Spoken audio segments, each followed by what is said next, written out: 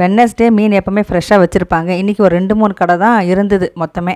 அதுலேயும் வஞ்சர மீன் இருக்கான்னு தேடி பார்த்தா ஒன்று கூட இல்லை. சரிண்டு எப்பவும் போல் ரூப்சந்தா 2 கிலோ வாங்கிட்டு வந்தாச்சு. அப்போ வாங்கும்போது 360 ரூபா, இன்றைக்கி வந்து 300 ரூபா தான். இந்த வெட்டுற காசு எல்லாம் சேர்த்தே 300 ரூபா தான். நாளைக்கு கெஸ்ட்டு ஒருத்தங்க லஞ்சுக்கு வராங்க. அதனால் மீன் குழம்பு இல்லைன்னா மீன் பொரிச்சு கொடுத்துட்டோம் அப்படின்ட்டா நாளையோட இது எல்லாமே காலியாக போயிடும். நாளான்னைக்கு ஸ்ரீராம நவமி. மீன் தலை எனக்கு வேண்டாம், நீங்கள் எடுத்துக்கங்க அப்படின்ட்டு சொன்னால் கூட, இல்லை நீங்களே எடுத்துகிட்டு போங்கன்னு சொல்லிட்டு பேக்கிங்கில் போட்டுடுறாங்க. அது வந்துட்டு இல்லை நான் சாப்பிட மாட்டோம், நீங்களே குழம்பு வச்சு சாப்பிடுங்கிறத தெளிவாக நான் வந்து தெலுங்கில் பேச முடியல. ஓரளவு தான் வந்துட்டு என்னால் கம்யூனிகேட்டே பண்ண முடியுது. ஸோ அதனால் ஒன்றும் பேசாமல் எடுத்துகிட்டு வந்துட்டேன்.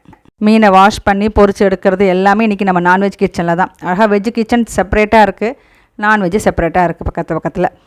இண்டக்ஷன் ஸ்டவ் ஒன்று பழசு இருக்குது, அதை வந்துட்டு அப்படியே தொடச்சி வச்சுருக்கேன். ஆக்சுவலாக இண்டக்ஷன் ஸ்டவ்வில் அந்த தவா வந்து இண்டக்ஷன் தவா அப்படின்னு போட்டிருந்தாங்க, ஆனால் அது வேலை செய்யலை. இரும்பு நம்ம தோசைக்கல் இருக்குல்ல, அதுதான் வேலை செஞ்சுது எனக்கு.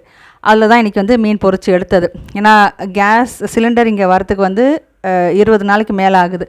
அவ்வளோதான். சாம்பிளுக்கு வந்துட்டு இண்டக்ஷன் ஸ்டவ் வருதா அப்படின்ட்டு 2 மீன் மட்டும் பொரிச்சு பார்த்தேன், வருது. இனிமேல் தான் லஞ்சு சமைக்கணும்.